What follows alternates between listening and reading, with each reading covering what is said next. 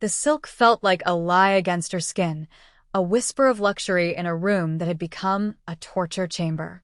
Amara stood on the pedestal, a spotlight isolating her in a sea of judgment. The dress, a cascade of ivory lace and delicate seed pearls, was supposed to be a dream. Now it was a shroud for her dignity. Beatrice, the store manager, circled her like a vulture, her lips curled into a sneer that was sharper than any pin. Her eyes, cold and calculating, raked over Amara's simple black dress and worn handbag, which had been placed carefully on a nearby chair. They saw nothing of the woman, only the price tags she assumed were missing. Well, Beatrice finally sighed, the sound exaggerated and dripping with disdain. It's a beautiful gown, isn't it? A shame it's so far out of your price range. The words hung in the air, thick and suffocating. A few other wealthy patrons, women draped in designer labels and dripping with diamonds, stopped their browsing to watch the unfolding drama, their faces a mixture of pity and cruel amusement. Amara's friend, Chloe, who had insisted they come to this exclusive boutique, offered a weak, theatrical smile. "Oh, B, don't be like that. We're just looking," but her defense was hollow, a performance for an audience. Amara's cheeks burned with a heat that had nothing to do with the stuffy air in the showroom. She had felt the manager's condescension from the moment she walked in, the subtle dismissals, the way she was steered towards the forgotten sales rack in the back. But this was a public execution of her worth. She looked at her reflection in the full-length mirror, seeing not a bride-to-be, but a charity case. I can afford it," Amara said, her voice barely a whisper, yet it took all her strength to force the words out. Beatrice let out a short, barking laugh. "Of course you can, dear. They all can." She reached out and tugged at a delicate lace sleeve with contempt. The fabric, fragile and exquisite, tore with a sickening sound. A collective gasp echoed through the silent shop. The dress was ruined. Beatrice dropped the torn piece to the floor. "Now you'll have to pay for it. I knew you were trouble the second you walked in. People like you just want to play dress up and waste our time." Amara felt the floor tilt beneath her. The stares of the other women were like physical blows. Humiliation, cold and sharp, pierced her heart. What happened next would destroy everything this woman had built her petty kingdom upon. But they couldn't know that. They couldn't possibly imagine the storm that was gathering just beyond their gilded doors, a storm of 10 black SUVs and a man whose love was as fierce and unforgiving as his reputation. What would you have done in her place? 6 months earlier, the world had been a much quieter place, filled with the gentle rustle of turning pages and the comforting scent of old paper and leather. Amara worked as a librarian at the city's oldest public archive, a sanctuary of forgotten stories and hushed reverence. It was a world away from the cold, sterile opulence of a bridal boutique. She loved the silence, the order, the way history felt tangible in the weight of a book. Her life was simple, orderly, and peaceful. She wore comfortable cardigans, her hair was often tied back in a simple bun, and her greatest pleasure was finding a rare first edition for a grateful patron. It was on a rainy Tuesday afternoon that he walked in. The heavy oak doors opened, letting in a swirl of damp air and a man who seemed to command the very space he occupied. He was tall and dressed in a perfectly tailored dark suit that probably cost more than her car. But it wasn't his clothes that made the silence in the room deepen. It was the stillness about him, an aura of coiled power and intense focus. His eyes, dark and sharp, scanned the cavernous room before they landed on her, sitting behind the main reference desk. He approached with a silent, confident stride. "I am looking for something," he said, his voice a low, smooth baritone with an accent she couldn't immediately place. "It is a collection of early Joseon dynasty poetry. I was told you might have a copy in your special collections." His name was Minjun, and he was searching for a piece of his own history, a connection to a past he rarely spoke of. Over the next few weeks, he became a regular visitor. He wasn't just a patron, he was a student of her quiet world. He asked about her favorite books, her dreams, the life she led outside these hallowed walls. He seemed fascinated by her simplicity, her genuine kindness, her lack of artifice. He confessed that his own life was loud, complicated, and relentless. He called it the family business, a global import-export empire that demanded all of his time and energy. He spoke of loyalty, honor, and the heavy weight of responsibility. Amara saw the weariness in his eyes, but also a deep well of strength. She found herself drawn to his intensity, the way he looked at her as if she were the only person in the world. She made him feel calm, he said. She made him feel human. Their courtship was a beautiful collision of two different worlds. Minjun would whisk her away from the quiet library in a gleaming black car that seemed to glide through the city streets. He took her to restaurants where the menus had no prices and the waiters anticipated every need before it was spoken. Yet, it was the simple moments he seemed to cherish most. Amara planned a picnic for him in the city park, with a checkered blanket and a basket filled with sandwiches she'd made herself. He lay back on the grass, his suit jacket folded neatly beside him, and looked up at the clouds, a rare, genuine smile gracing his lips. "I have not done this since I was a boy," he confessed, his voice soft with a nostalgia that tugged at her heart. "Thank you, Amara. You show me a world I thought was lost to me." He saw her worth not in what she owned, but in who she was. He admired her intelligence, her compassion, and the fierce dignity she carried within her. She was his anchor in a turbulent sea. But as their love deepened, a shadow began to creep into the edges of their happiness. Amara's maid of honor and longtime friend, Chloe, was initially ecstatic. She loved the glamour, the expensive gifts Minjun occasionally bestowed upon Amara, the reflected glow of his wealth. But beneath her enthusiastic congratulations, a bitter seed of envy was taking root. Chloe had always been the more outgoing one, the one who chased status and luxury.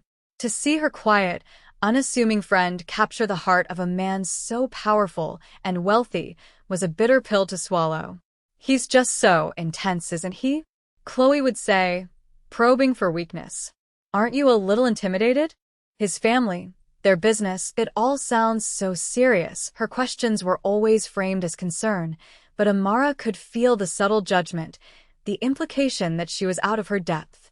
She was a simple librarian who had somehow landed a king, and in Chloe's eyes, that was a cosmic injustice. The jealousy festered, turning their friendship into a fragile pretense. Chloe's compliments became double-edged, her advice subtly designed to undermine Amara's confidence. She was a snake in the garden, waiting for the perfect moment to strike. The moment Minjun asked Amara to be his wife, it was as if the world stopped spinning. He didn't choose a fancy restaurant or a dramatic, public location. He took her back to the place where they first met, the quiet, hallowed halls of the public archive. After hours, the vast reading room was empty, lit only by the soft glow of the green-shaded lamps on the long oak tables. The air smelled of history and their shared memories. He stood before her, his usual mask of stoic control replaced by a raw, beautiful vulnerability. "In my world, Amara," he began, his voice thick with emotion, "there is very little that is pure. Everything has a price, a motive. Trust is a commodity, and love is a weakness to be exploited." He took her hands in his grip firm and warm. "But you are the purest thing I have ever known. You are my strength, not my weakness. You are my home." He knelt down on one knee, the gesture so full of old-world reverence that it took her breath away. He opened a small velvet box to reveal a ring that held a single, flawless diamond, a star captured just for her. "Amara, will you do me the honor of becoming my wife?" Tears streamed down her face as she whispered, "Yes. Yes, of course, yes." When she shared the news, Chloe's performance was worthy of an award. She shrieked with delight, hugging Amara tightly while her eyes drank in the magnificent ring. "Oh my God, Amara. He did it. I knew he would. You've hit the ultimate jackpot." The word jackpot landed like a stone in Amara's heart. It reduced their profound love to a financial transaction, a lottery win. But she pushed the feeling aside, wanting to believe in her friend's happiness for her.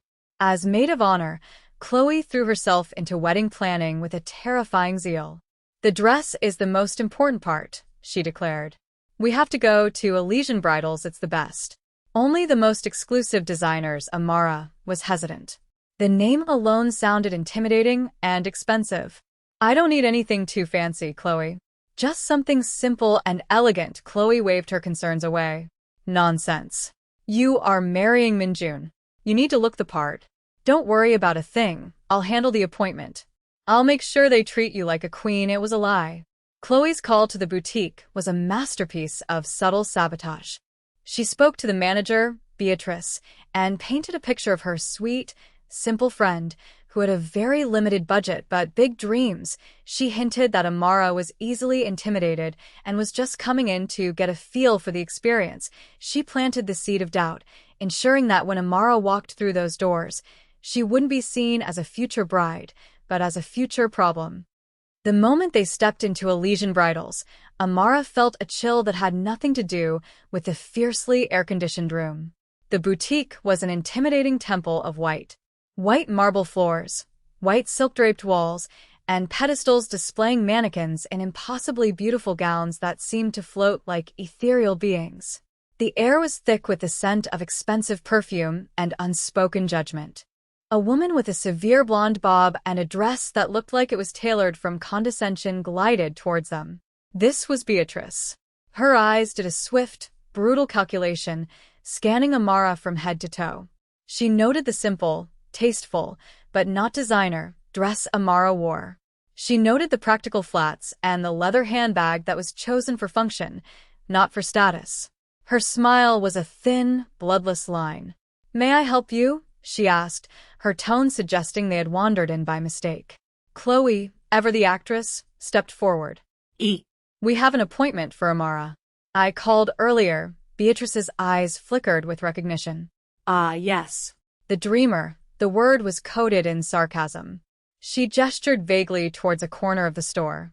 "The sales collection is over there. You may find something suitable." Amara's heart sank. "Actually," she said, her voice steady despite the knot forming in her stomach, "I was hoping to see some of the newer collections. I saw a particular gown online." She tried to describe the dress, a beautiful A-line with intricate lace detailing. Beatrice cut her off with a flick of her wrist. "That is a couture piece. It's extremely delicate. We only allow serious clients to try those on." The implication was clear. You are not a serious client. Amara felt Chloe's hand on her arm, a supposedly comforting gesture that felt more like a restraint.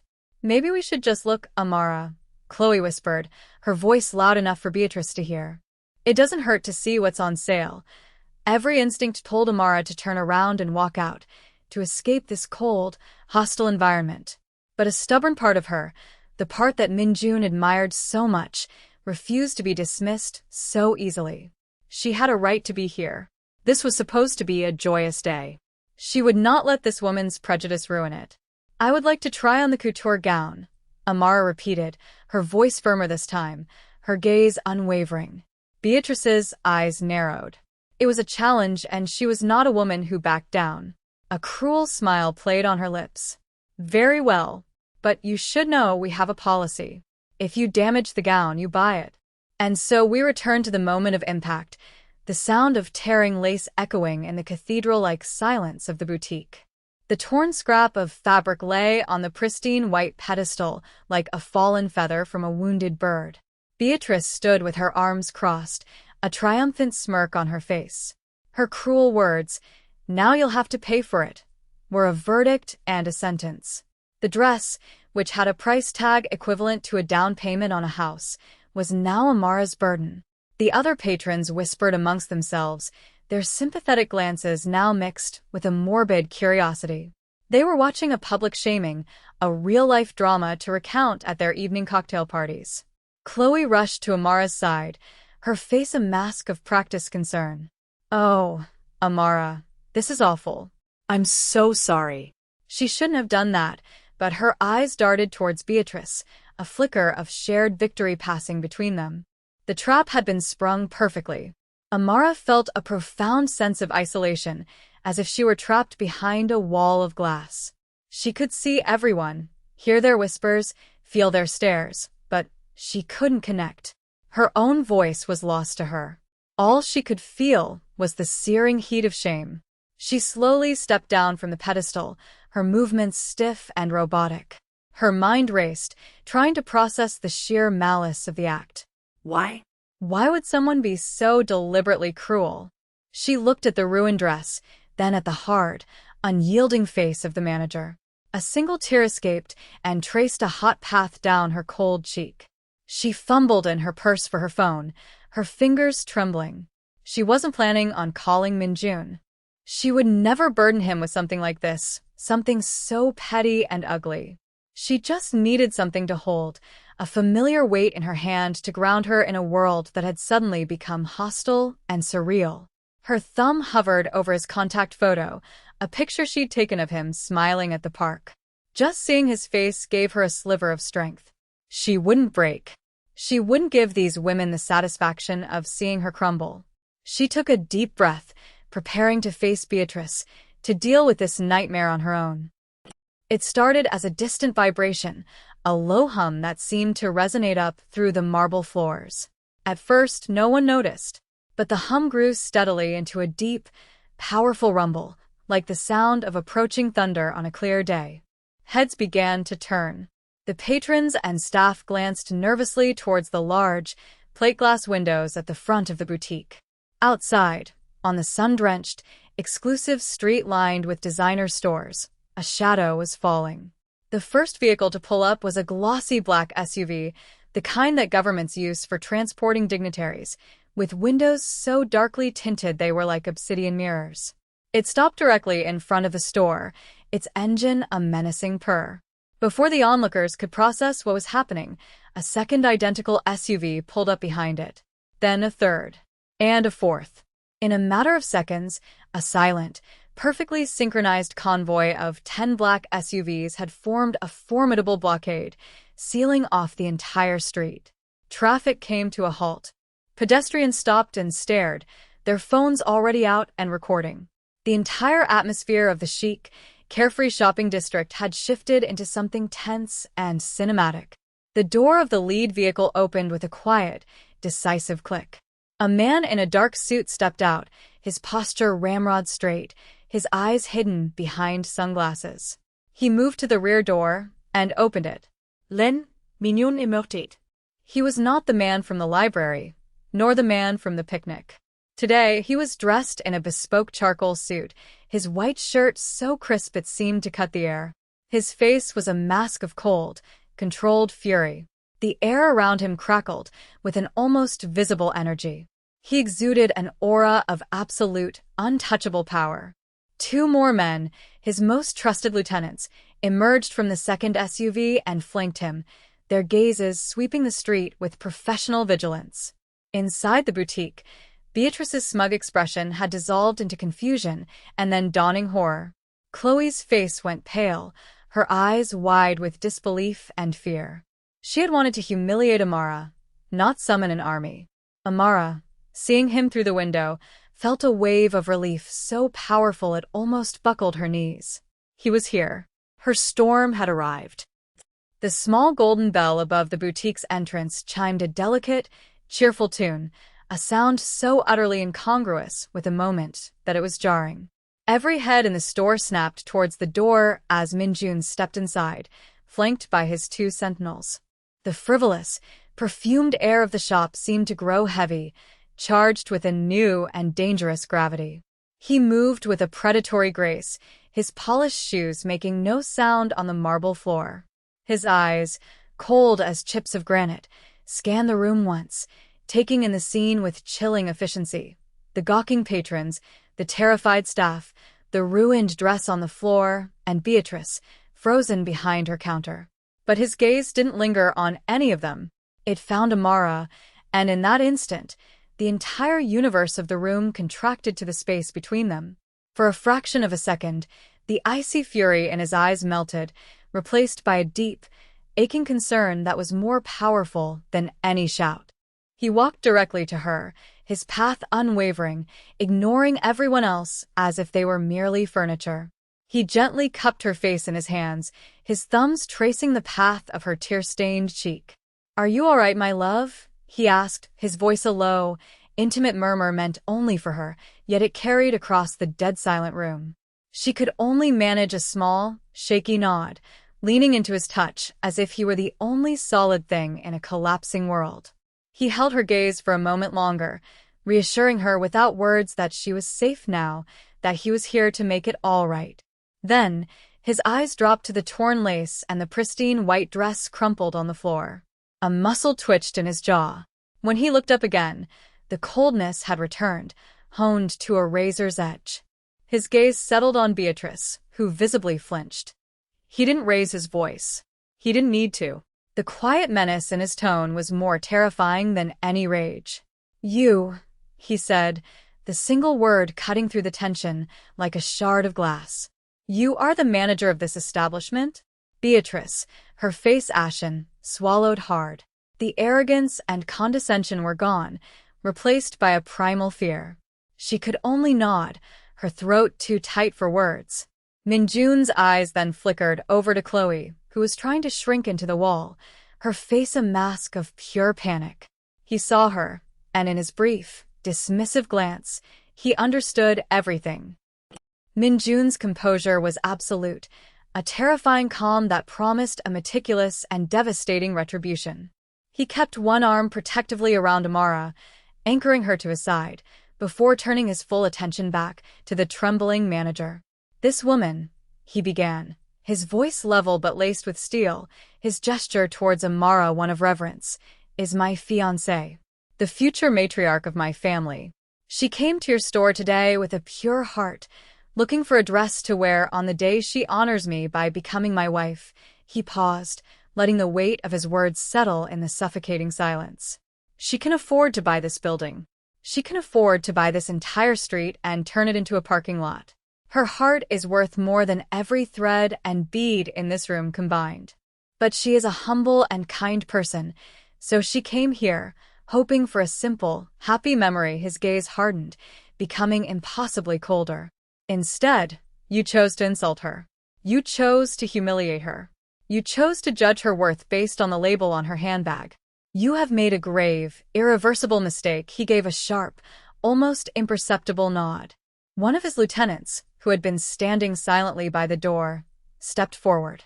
He carried a sleek, silver briefcase. He placed it on the front counter and snapped it open. Inside, stacked in neat, tight bundles, was cash. More cash than Beatrice had likely ever seen in one place.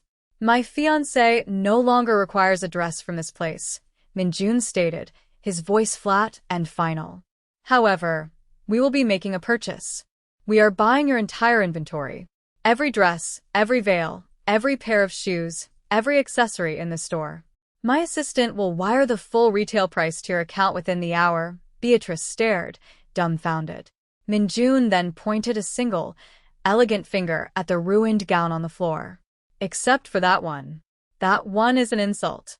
I want you to burn it." His final piece of business was Chloe. He turned his head slightly, his eyes locking with hers. "And you," he said, the words dripping with ice. "You are no longer a part of our lives. You will not be at our wedding. You will never speak to Amara again. Disappear." He then looked down at Amara, his expression softening completely. "Come, my love. Let's go. I know a designer in Paris. He will create a gown worthy of a queen." He guided her out of the shop, leaving behind a scene of utter devastation, a ruined business, a broken friendship, and the deafening silence of justice served.